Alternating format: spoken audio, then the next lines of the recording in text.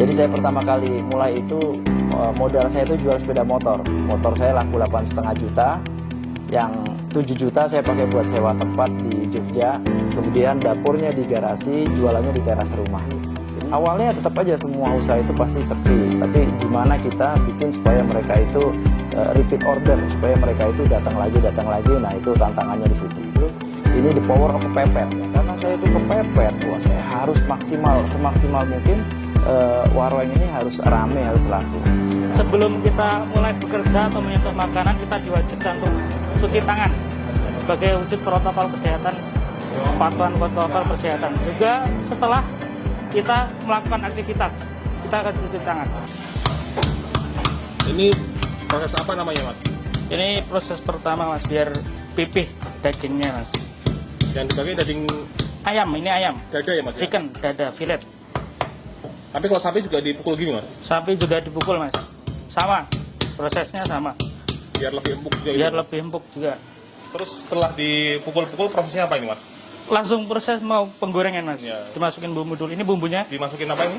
Bumbu sticknya. Bumbu Ini sticknya. bumbu. Terus Lalu ke tepung. ke tepung baru digoreng ya? Baru digoreng. Di press apa namanya? ditekan-tekan. Tekannya. Berapa kali penumpukan gini, Mas? Dibolak-balik aja, Mas, sebenarnya. Bolak-balik. Tinggal cemplungin, tapi minyaknya belum panas. Nunggu panas gitu. Ya? Belum panas. Ya, sebenarnya minyaknya awalnya seperti ini, Mas. Bening, karena kepake terus, kepake goreng terus jadi kayak gini. Karena pakai tepung ya, Mas? Ya? Tercampur dengan tepung. Jadi sini. Tapi tiap hari ganti nih, Mas? Tiap hari ganti.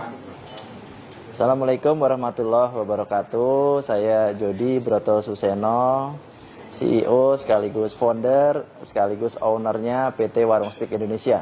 Warung Steak pertama kali berdiri tanggal 4 September tahun 2000. Jadi 22 tahun yang lalu. Pada saat itu belum ada steak yang harganya itu pas buat di kantongnya pelajar dan mahasiswa. Jadi saya kalau makan steak itu nyari steak yang murah buat saya zaman mahasiswa itu wah susah, itu nggak ada yang jual malah. Nah itulah inspirasi saya pertama kali harus bisa nih bikin steak yang harganya pas buat mahasiswa. Jadi saya pertama kali mulai itu modal saya itu jual sepeda motor. Motor saya laku 8,5 juta, yang 7 juta saya pakai buat sewa tempat di Jogja. Jadi teman-teman kalau ke Jogja bisa datang ke outlet pertamanya Warung Steak, kita nyebutnya The First. Nah itu ada ceritanya tuh. 7 juta saya sewa di situ, seluas 135 meter persegi, ada 2 kamar, ada garasi mobil. Garasi mobil itu yang saya pakai buat dapur. Kemudian saya jualannya di teras rumahnya. Jadi saya tinggal di situ. Kemudian saya bikin brosur, saya sebar ke kampus-kampus di sekitar Jalan Cendrawasih. Itu ada kampus Atmajaya, ada Sanata Dharma, UGM, UNY, itu saya sebar di situ. Ya alhamdulillah ada yang datang 1, 2, awalnya ya begitu ya. Tapi kalau kuliner itu kan kita harus memberikan yang terbaik buat pelanggan. Awalnya tetap aja semua usaha itu pasti sepi, tapi gimana kita bikin supaya mereka itu repeat order, supaya mereka itu datang lagi. Nah itu tantangannya di situ. Isinya apa sih, Mas? Sama sayur. Usaha itu bisa dibilang gampang, tapi ketika kita jalanin ternyata juga susah juga. Karena itu ya jangan gampang menyerah. Saya sebenarnya usaha itu bukan cuma warung steak di tahun 2000, tapi sebelumnya saya sudah belajar usaha juga. Pernah jualan susu segar, roti bakar, kaos partai, parcel, jualan kamera, ini pernah juga. Jadi tapi saya nggak pernah merasa ketika usaha saya ini nggak jalan, itu kegagalan. Karena di setiap usaha saya nggak jalan, saya belajar banyak di situ. Jadi saya tuh pernah susah juga. Kemudian ketika susah, saya datang ke saudara pengen pinjam uang, kemudian saya janji bulan depan harus balikin. Saya nggak punya uang pun bulan depan saya datang ke saudara saya bilang saya nggak punya uang, minta tolong bisa nggak dibayarnya bulan depannya lagi atau 2 bulan lagi. 2 bulan masih nggak punya uang, saya datang lagi. Terus seperti itu. Akhirnya apa? Saudara saya percaya sama saya. Nah dampaknya apa? Ketika saya buka warung steak, saya mau buka cabang yang kedua, saya nggak punya modal. Saya datang ke saudara saya. Datang ke Pak D, Om Bule, dan lain-lain, saya datang semua. Saya bilang, saya punya brand nih Warung Steak and Shake. Alhamdulillah pelanggannya udah banyak sampai antri-antri. Nah mereka percaya langsung. Karena dulu saya ketika dipinjemin uang, saya tuh amanah bisa dipercaya. Istri saya amanah bisa dipercaya. Jadi akhirnya ketika Warung Steak mau buka cabang kedua, kita butuh modal, dimodalin. Jadilah Warung Steak cabang kedua, cabang ketiga, cabang keempat, sampai cabang ketujuh kita dimodalin sama saudara-saudara. Nah kemudian cabang ke-8 sampai sekarang alhamdulillah bisa modal sendiri. Ini yang kuah brown sauce mas, Sausnya ya. sausnya brown sauce. Terus yang ini keju, Saus keju. saus keju. Tuh. Ini sama juga sebenarnya, saus keju. Ini yang cadangannya ya. Cadangannya kalau ini habis pakai ini. Terus yang ini buat kuah spaghetti. Bolognese itu ya. Kuah spaghetti. Nah. Lebih kental kalau spaghetti. Karyawan saya itu yang dari awal itu suhu segar ya, pertama kali saya usaha itu satu orang itu namanya Mas Rianto namanya, dan karyawan yang pertama bantuin saya usaha itu sampai sekarang itu masih kerja ikut saya di Warung Steak. Pertama kali saya ngambil karyawan itu 2 orang. Nah salah satunya Mas Rianto, satunya Yuli sama Mas Rianto, dan sekarang yang mimpin 1.700 karyawan itu direktur utamanya Mas Rianto. Jadi kalau di Warung Steak itu ada jenjang ya, jenjang karir. Saya nggak pernah ngambil karyawan dari luar. Kalau saya lebih senang ngambil karyawan itu dari jenjang karir. Jadi karyawan Warung Steak itu mereka semangat buat ngejar jenjang karir. Nah, manajemen yang kita pakai di PT Warung Steak itu, saya nyebutnya sih manajemen spiritual company. Spiritual company itu apa sih?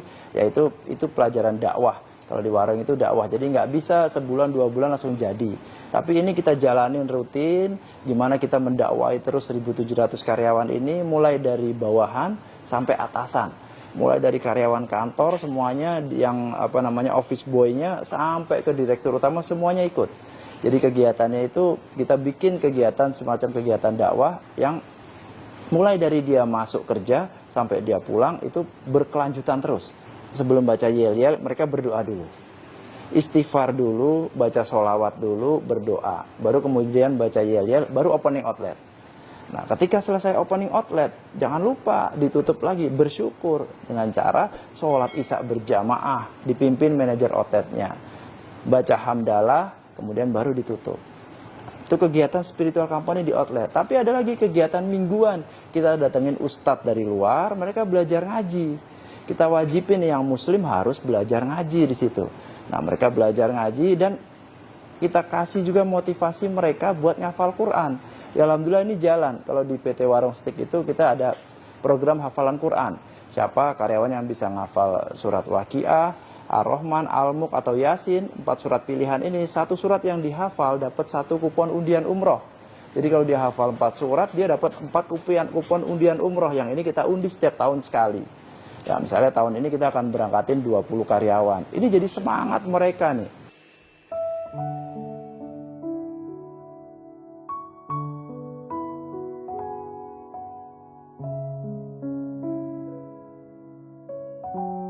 Tadi saya bilang bahwa yang ngasih rezeki kita itu Allah Subhanahu wa Ta'ala. Jadi kalau teman-teman yang mau usaha, kalau mau rizkinya lancar, itu dalam tanda kutip kita harus ngelobi Allah Subhanahu wa Ta'ala. Warung Steak ini lakukan terus rutin, itu yang pertama itu ya sedekah.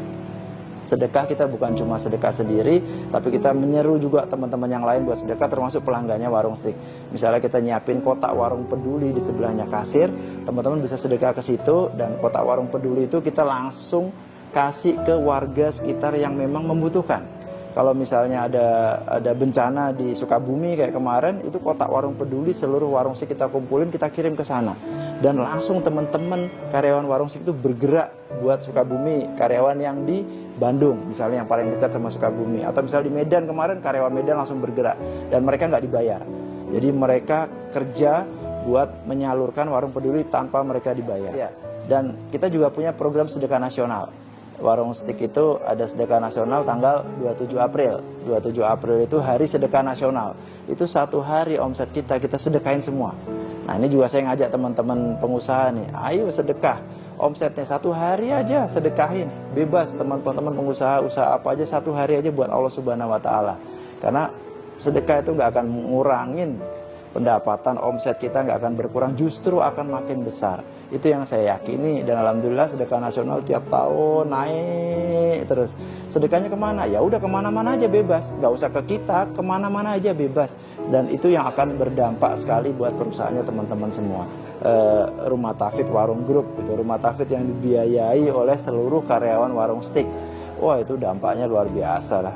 Kalau itu sih saya yakin ya, apalagi ketika awal-awal pandemi dulu ya, awal pandemi Maret tahun 2000, itu alhamdulillah tuh Warung Steak yang 4 bulan pertama itu kita langsung bisa kembali normal omsetnya. Di antaranya kita lakukan yaitu kita sedekah. Kita kerjasama sama Dokter Tirta, saya kan alhamdulillah dekat sama beliau. Kemudian apa nih programnya dokter? Ya udah kita bagi-bagi stick gratis aja ke daerah-daerah di Jakarta yang lagi susah pandemi. Pada saat pandemi gini, ya udah akhirnya kita bagi stick gratis, kita kirim truk stick ke sana, kita bagi stick gratis. Itu yang dilakukan Warung Steak. 4 bulan kita udah recovery, cepat recovery-nya. Dan ketika pandemi, makanya beritanya kemarin Warung Steak kita ada yang 1 hari buka 3 cabang langsung. Ya karena kita udah recovery. Jadi cepat kita buka cabang kan tiap 3 bulan, 2-3 bulan sekali kita buka cabang.